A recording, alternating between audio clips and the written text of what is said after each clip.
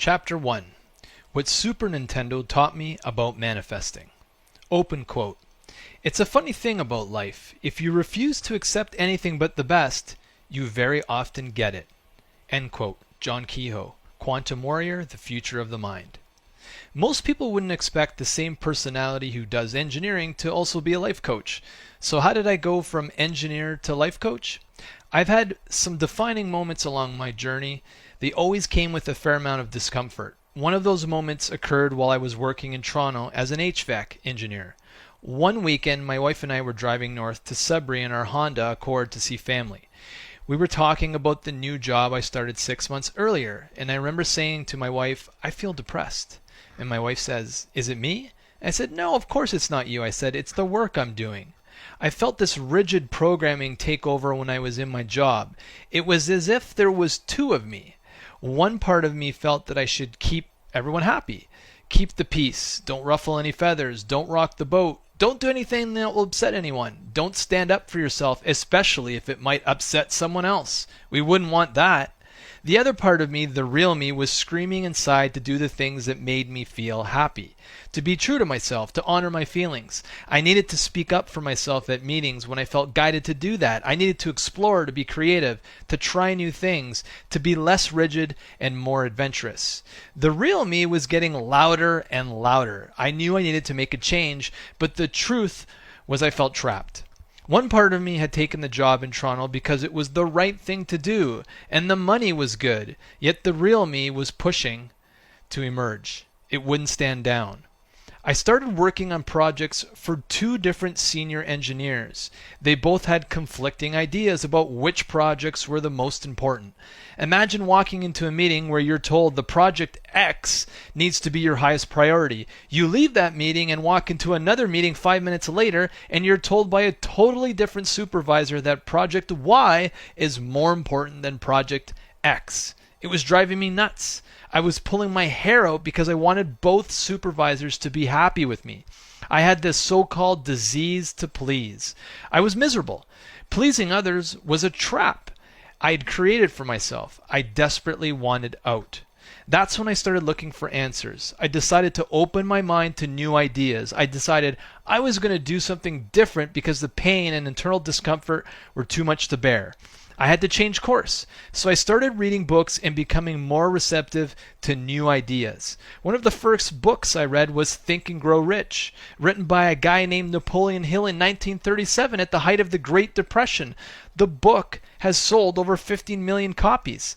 It blew the limitations on my mind wide open. The idea that you could think and grow rich was revolutionary for me.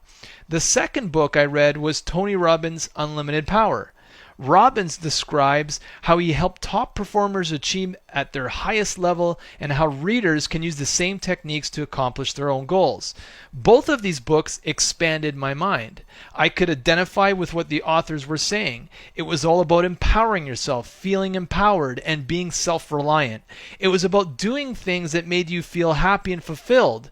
I desperately needed to hear this message. It was a lifeline.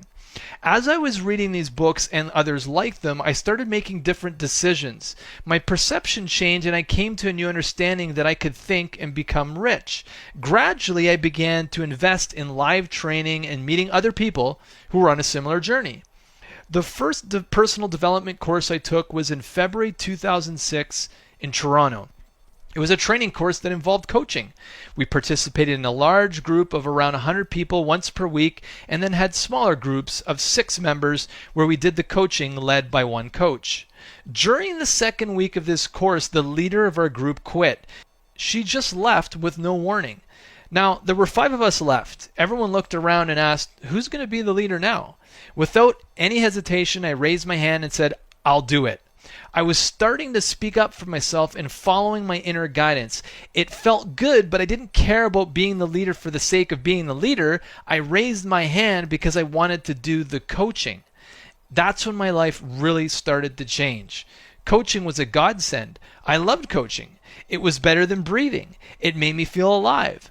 I got to help people and change lives. My outlook on life was becoming very different. As I was coaching and going through these changes, I ran into the best man at my wedding. "You're a totally different person," he remarked. I was happy, and the difference was noticeable. I realized that we're all happier when we are actively pursuing our potential. We don't want to be locked into a room or an office or a cubicle and be left for dead. We want to be truly experience life. We want to do this through our own growth. My energy had changed when I got into coaching. Like many coaches do in the very beginning, I started offering it for free. I loved it. Coaching was giving me life, and I had a renewed sense of purpose. I kept coaching while I was working my full-time job, and it was now around 2008, right near the time of the great financial crisis. By this time, I had been working at my engineering company for about 5 years. All the while, I was attending more seminars, reading more self-help books, and generally meeting more and more people who were like me, human beings who believed we had more potential. During one of those seminars, I got this wild idea. What if I quit my job and started a coaching business? It didn't take long for this to become more than just an idea. In the fall of November 2009, I quit my job. My wife thought I had got off the deep end. We had a mortgage and bills to pay, but I was convinced I could do this. Dennis was the president of the engineering company at the time. I still remember the day I walked into his office. It was a small company with around 200 employees, and Dennis always had an open door policy. I walked right into his office and asked him if he had a few minutes to chat. I told him I was going to leave to start this coaching business. He walked right up to me and gave me a big hug and congratulated me. That was unexpected. He must have somehow picked up on my enthusiasm. Dennis told me that I could work on contract with the company during my transition. That would give me a chance to put some money aside instead of going cold turkey and diving right into my coaching business. Wow. If I was going to work on contract, then that meant I was going to be hired as an engineering consultant.